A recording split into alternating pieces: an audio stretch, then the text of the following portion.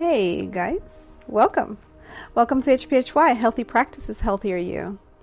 We've all heard this mandate before, to drink more water. It's a foundational health advice we can't seem to escape, but how many of us actually know and understand what's happening inside of our bodies and what we are doing to our bodies when we don't drink enough water, and how we can affect the quality of our lives and our health just by this simple act? Today we're diving into the science of dehydration and what's happening on a cellular level and a metabolic level, how it makes us feel, and even the rare case of drinking too much water. By the end of this video, you'll know what signs to look for, which I suspect you may already know, but you'll learn new ones as well.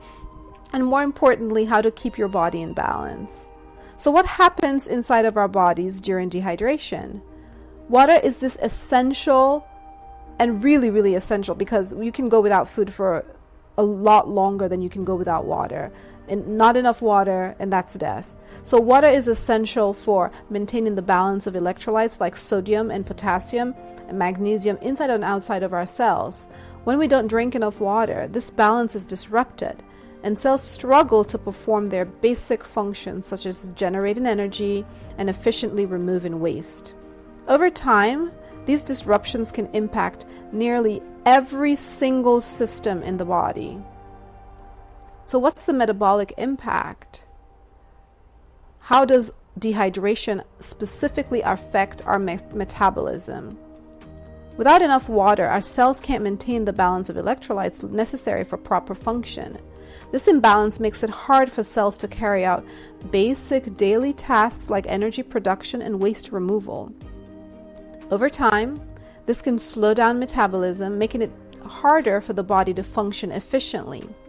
Dehydration leads to a reduction in plasma volume, which thickens the blood and makes it harder for the heart to pump oxygen and nutrients to vital organs. So you're making your heart work extra if you have access to water and you choose not to drink it, to clean water. This can lead to symptoms like fatigue, dizziness, and even heat exhaustion in extreme cases. The kidneys play a major role in regulating water balance in the body. When we're dehydrated, they work harder to conserve water, producing highly concentrated urine that I'm sure you guys have seen before. Over time, this can increase the risk of developing kidney stones and infections. Hydration is crucial for maintaining skin elasticity. When the body is low in water, the skin becomes dry and loses its natural glow, and you start looking weathered, like you've been on a safari without a hat or SPF. Chronic dehydration can accelerate these visible signs of aging, making fine lines and wrinkles more pronounced and more prominent. It makes you look older. How does dehydration make us feel? The impact of dehydration isn't limited to internal processes. It affects how we feel every single day. When we are dehydrated, the brain does not function optimally. This can lead to cognitive issues like difficulty concentrating, brain fog, and even mood swings. Dehydration has been shown to reduce cognitive performance and impair decision making. Losing electrolytes through sweat without replenishing them can cause muscle cramps and weakness, particularly during exercise or any other physical activity. Dehydration can often trick the brain into thinking we're hungry when we're actually just thirsty. This can lead to overeating as we mistake thirst signals for hunger. And sometimes our irritation and impulsiveness comes from just being dehydrated because we've affected our brain chemistry. What happens when you drink too much water? I wonder who has done that here. While dehydration is a common concern, drinking too much water can also be problematic. Overhydration dilutes the sodium levels in your blood, leading to a condition called hyponatremia. This can cause nausea, confusion, and in extreme cases, seizures or even death. This is particularly dangerous for endurance athletes who may consume excessive water during intense activities.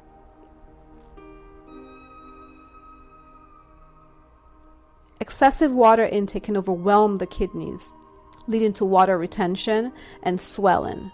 Over time, this can impair kidney function as they struggle to filter out excess fluids. What you can do, these are practical takeaways. So how do you stay properly hydrated and not in a space where you're affecting all of these systems in your body and really impairing your natural energy levels and your waste removal system and every metabolic process in the body? While water needs vary by individuals, and I am also personally very wary to offer a guideline because you have to take into consideration the level of hydration and in the foods that you're eating, and the level of water content in the foods that you're eating, your current activity, the weather. So there are a lot of things to take into consideration, but people talk about the 8 cups a day, around 2 liters per day, but obviously that varies depending on the person and their activity. So pay attention to your body and consult your healthcare provider. If you're physically active or live in a hot climate, you may need more. But remember, it's not just about water. You need electrolytes like sodium and potassium to maintain proper hydration. These help your body balance the fluids and support muscle and nerve function. If you're sweating heavily from exercise or using a sauna, you're not only losing water, but also important electrolytes. Simply drinking water might not be enough. In these cases, you should consider replenishing electrolytes through a sports drink, some kind of electrolyte supplement, or even a pinch of salt in your water. Look out for dark yellow urine, dry skin, lightheadedness, fatigue, and as signs that you're not drinking water. And if you experience brain fog, dehydration might just be the simple fix that you need. If you can't concentrate, you can't think, especially if you're studying, trying to focus on something, or if you're irritated and a little agitated, a bit impulsive, you just might be dehydrated. If you're in situations that cause excessive sweating, pay attention to muscle cramps or fatigue, as these could indicate an electrolyte imbalance. While rare, overhydration typically occurs in athletes or individuals who drink excessive amounts of water in a short period. If you experience nausea, confusion, or swelling, it might be time to ease up on your water intake. Overhydration without electrolytes can lead to dangerous conditions like hyponatremia, like we mentioned, and so much more, because it's diluting the minerals and the necessary minerals in your body. Don't forget that water-rich foods like fruits and vegetables can also contribute to your hydration needs, including foods like watermelon, cucumber, and oranges can boost your water intake throughout the day. These foods contain electrolytes, helping you maintain a balanced hydration level and hopefully glowing skin. You do not want to look weathered because you have deprived yourself of water. So finally, water isn't just important for quenching your thirst. It is essential for your body to function properly at every single level. I mean, it affects every single system in your body. From cellular function to brain performance, water is at the core of maintaining good health. You can survive for several days without food, but with water, it's pretty much go from there, and you will die. So imagine how you could improve the quality of your life by optimizing your water intake.